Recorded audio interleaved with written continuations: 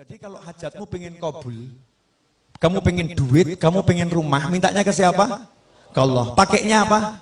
Sholawat. Gak pakai sholawat, ditolak sama Allah.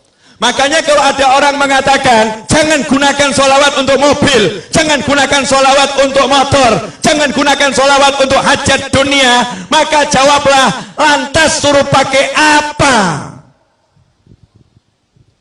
Kalau nggak pakai minta sama Allah, suruh pakai duit, suruh pakai kerja, suruh pakai usaha, suruh mengandalkan ikhtiarnya, melupakan Tuhannya. Ajaran siapa ini? Ini bukan ajaran Nabi Muhammad SAW. Makanya orang yang nggak punya duit kalau udah kenal Allah, kenal Rasulullah, nggak ada yang pesimis, optimis. Nggak punya duit pengen beli mobil, jalan di kampung lenggak-lenggok. Ditanya, kemana? Showroom. Ngapain? Beli mobil. Duitnya ada? Belum. Nah terus proses sholawat. Tahap awal, sholawatin dulu. Sholawatin. Dianggap orang stres. Ini yang normal ini. Yang anggap stres itu yang stres. Bener. Apa? Nanti akan saya jelaskan. Serius. Yang kedua.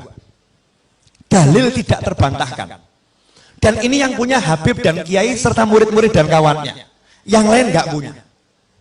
Cari cek itu, cari di Google nanti. Kalau nggak percaya, di Google kalimatnya pakai bahasa Arab. Ya. Satu-satunya amal yang tidak ditolak sama Allah hanyalah sholawat. Yang lain nanti dulu, cek, recek, tolak, terima, tolak, terima. Kalau sholawat langsung diterima. Meskipun kamu riak, meskipun kamu ujub, tetap diterima. Itu yang namanya sholawat. Habib, Yai, masa bisa sholawat mengalahkan sholat? Nah ini pemikiran gak beres ini. Jadi kalau sholawat bisa mengalahkan sholat, seakan-akan ini sholawat sesuatu yang salah. Nah, sholat itu ibadah, sholat itu ibadah. Kalau ada ibadah yang pahalanya memang secara khusus bisa lebih besar dari ibadah yang lain kan ya luar biasa. Dan yang namanya sholat itu bagiannya adalah sholawat. Paham? Jadi kalau nggak ada sholawat tidak ada sholat. Ini harus dipahami. Sabar. Pelan-pelan. Step by step. Biar nggak gagal paham ya. Ayatnya, innallaha wa malaikatahu yusalluna 'alan nabi ya ayyuhalladzina amanu sallu 'alaihi wa sallimu taslima. Allahumma shalli wa sallim wa barik alaihi. Setiap mau mulai maulid dibaca enggak ini? Dibaca kan? Ayat ini dibaca. Coba diterjemahkan. Inna, sesungguhnya, innallaha, Allah bersolawat kepada Nabi, wa malaikatahu, dan malaikat-malaikat Allah bersolawat kepada Nabi. Hai orang-orang yang beriman. Siapa yang manggil? Allah. Allah manggil siapa? Alladzina amanu. Siapa yang beriman? Anda beriman, saya beriman, kita beriman. Kita dipanggil oleh Allah Subhanahu wa ta'ala. Ya ayyuhalladzina amanu sallu alaihi wa sallimu taslima. Allahumma salli wa sallim alaihi. Hei orang-orang beriman, kalian semua tanpa terkecuali sholawat dan salam kepada Nabi yang banyak dan yang baik. Betul? Ayat ini turun kepada sahabat. Sahabat orang yang paling paham bahasa Arab. Sahabat orang yang paling paham bahasa Arab. Makanya jangan belajar Al-Quran dari terjemahan. Gak pernah sampai nanti. Belajar Al-Quran dari ulama. Gak bisa dari terjemahan. Subhanallah. Nanya sama Nabi sahabat, amma salam qad arafna. Kalau salam kami udah tahu ya Rasulullah caranya. Assalamualaikum. Tahu salam. Wa kaifa nusalli alaik. Tapi kalau salam kaifa. Mas sholah sama kaifa sholah itu beda. Kalau mas sholah, apa itu sholawat? Bentuknya apa? Bentuk. Bentuk. Tapi kalau kaifa itu bagaimana caranya bersolawat. Paham? Sahabat tidak pernah mempertanyakan bacaan solawat. Yang ditanyakan sahabat caranya bersolawat. Antara cara sama bacaan itu dua hal yang jauh berbeda. Sahabat nanya, kaifa nusalli alaih? Jawaban Nabi apa? Qulu, caranya kamu cukup mengucapkan Allahumma sholli ala sayyidina Muhammadin wa ala ali sayyidina Muhammad. Allahumma sholli wa sallim alaihi. Bukan bentuknya. Kalau bentuknya macam-macam. Ada sholawat Ibrahimiyah, ya. Ada sholawat yang untuk keluarga Rasulullah, ada sholawatnya sahabat, ya. Ada sholawatnya tabi'in, ada sholawat Nabi yang diajarkan ulama di dalam mimpi. Macam-macam. Ada sholawat yang dikarang oleh para ulama. Bentuknya bebas, bentuknya bebas. Caranya ini yang benar. Apa caranya? Ucapkanlah Allahumma sholli. Ya Allah, tolong kamu bersolawat. Solawat itu artinya doa. Makanya ketika sahabat diperintahkan bersolawat dalam Al-Quran, sahabat bingung. Doakan Nabi, doakan Nabi. Ucapkan salam untuk Nabi, doakan Nabi. Maka sahabat nanya sama Nabi, cara doakan Nabi gimana? Karena Nabi udah dapat semuanya, gimana mendoakan? Maka sama Nabi diajarin, kamu bilang saja sama Allah, ya Allah, tolong kamu yang doakan Nabi. Allahumma sholli. Ya Allah, tolong kamu yang bersolawat sama Nabi. Ya Allah, tolong kamu yang bersolawat kepada keluarga Nabi Muhammad SAW. Dah, sekarang dicek dulu, cek pemahamannya udah nyampe belum? Yang merintah siapa? Yang dapat perintah siapa? Mukmin, betul. Allah merintah kita untuk ngapa? Solawat. Solawat kepada siapa? Kepada Nabi Muhammad SAW. Nabi ngajarin kita bagaimana? Minta saja sama Allah, Allahumma sholli, ya Allah tolong kamu sholawat sama Nabi, betul? Ya Allah tolong kamu sholawat sama Nabi. Maka Allah jawab, innallaha wa malaikatahu yusholluna ala nabi. Allah dan malaikat udah terus-terusan selalu sholawat sama Nabi. Kalian yang sholawat sama Nabi. Kita jawab lagi, ya Allah kamu saja yang sholawat sama Nabi. Allahumma sholli ala sayyidina Muhammad. Ya Allah tolong kamu saja yang sholawat sama Nabi. Allahnya jawab, innallaha wa malaikatahu yusholluna 'alan nabi ya ayyuhalladzina amanu shallu 'alaihi wa sallimu taslima. Kita diajari Nabi, kembalikan ke Allah, kembalikan ke Allah. Ya Allah, tolong kamu saja yang salawat ke Nabi. Allahnya bilang, aku udah salawat sama Nabi dan terus salawat sama Nabi. Malaikatku salawat sama Nabi terus. Giliran kalian salawat sama Nabi. Kita jawab, Allahumma, ya Allah tolong kamu yang salawat sama Nabi. Pertanyaan saya, sejak kapan kamu pernah bersolawat? Pernah enggak kita bersolawat? Gak pernah. Yang ada itu kita meminta agar Allah bersolawat kepada Nabi. Pertanyaan saya, lah kalau kita minta sama Allah untuk solawat, terus yang solawat siapa? Allah. Yang solawat? Allah. Akankah Allah menolak Allah? Akankah Allah menolak Allah? Tentu tidak. Itu yang pertama. Yang kedua, kita minta kepada Allah untuk kita atau untuk Nabi? Allahumma sholli ala sayyidina Muhammad. Ya Allah, tolong kamu bersolawat pada Nabi Muhammad. Berarti kita minta kepada Allah untuk siapa? Untuk Nabi. Lah kalau ada orang minta buat Nabi, kira-kira sama Allah diterima atau ditolak?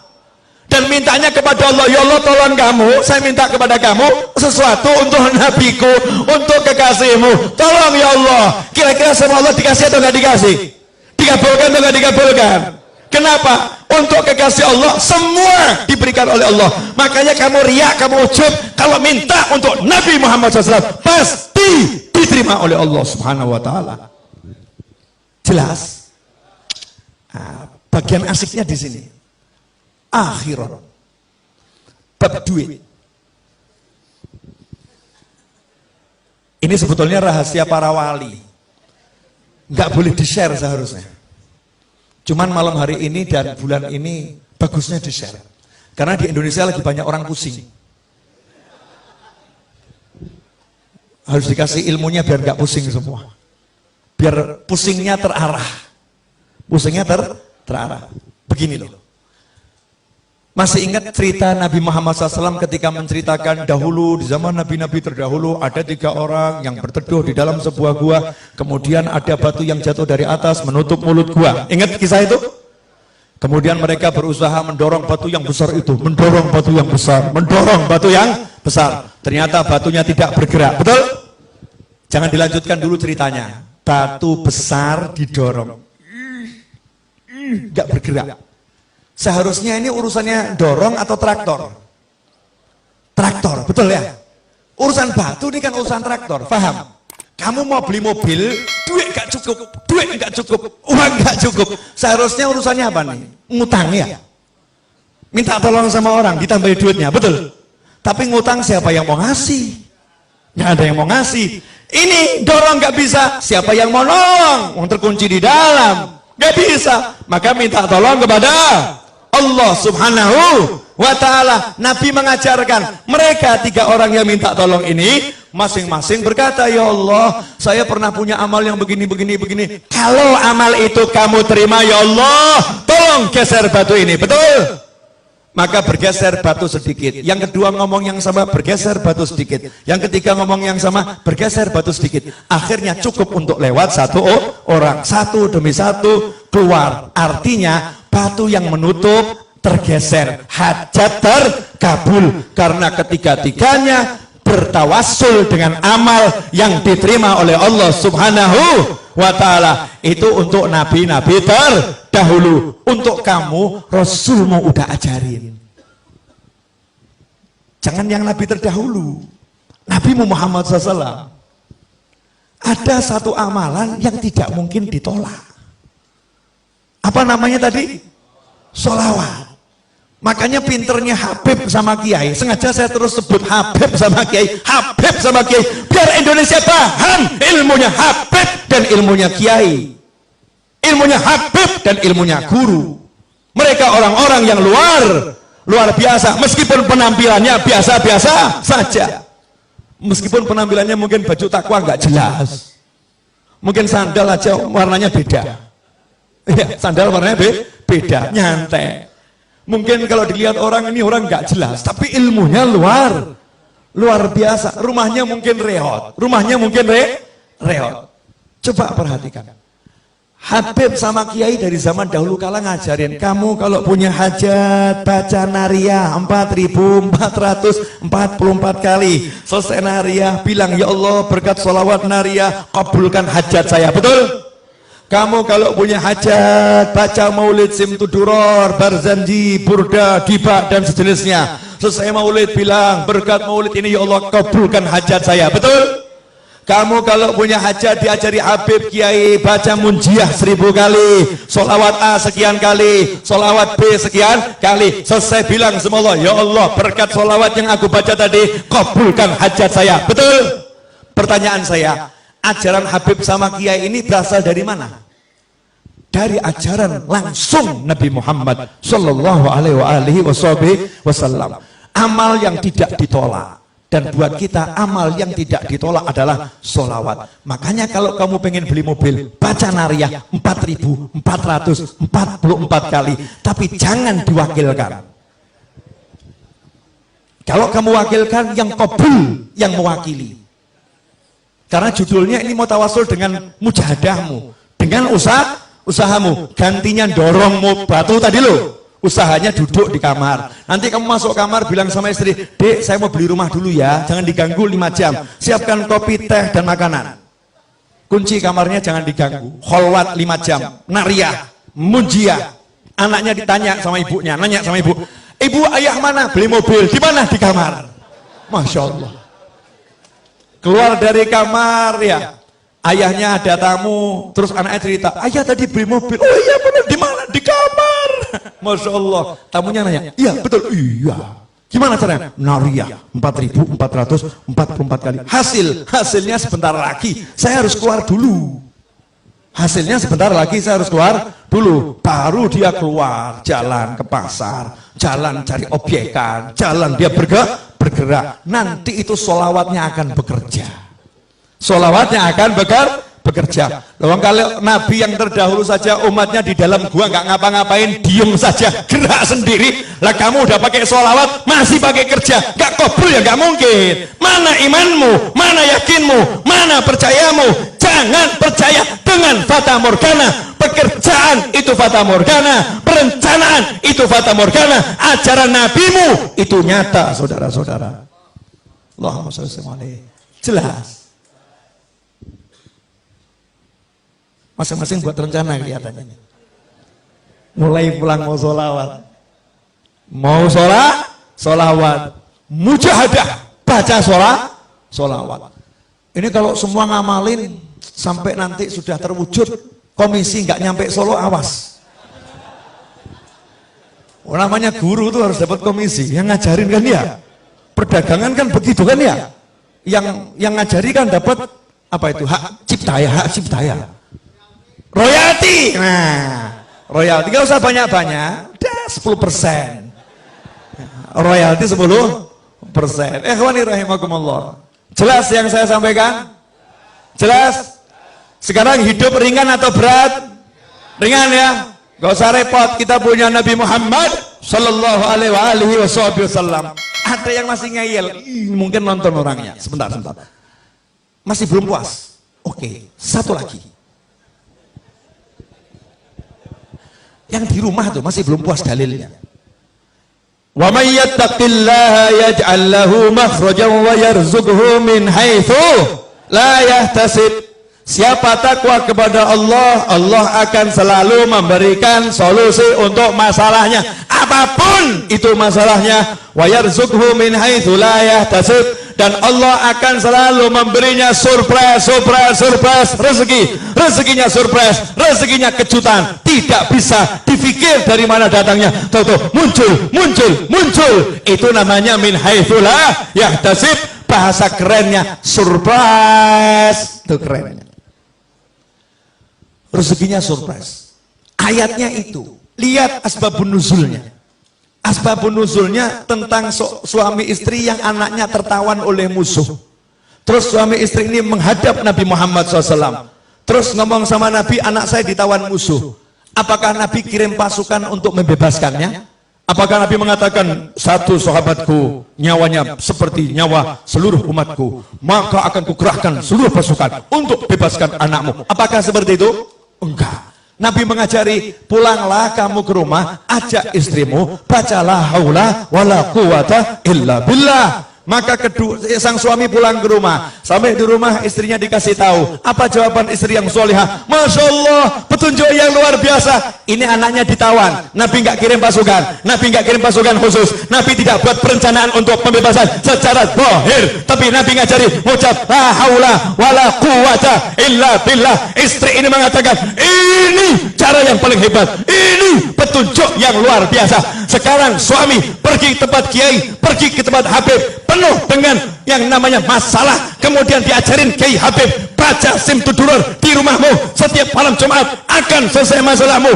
Pulang ke rumah, ngomong sama istri, istrinya menjawab, maulid lagi, urusannya duit kok suruh baca maulid, urusannya utang nggak selesai kok suruh baca maulid. Na'udzubillah, amin. Mana perencanaanmu?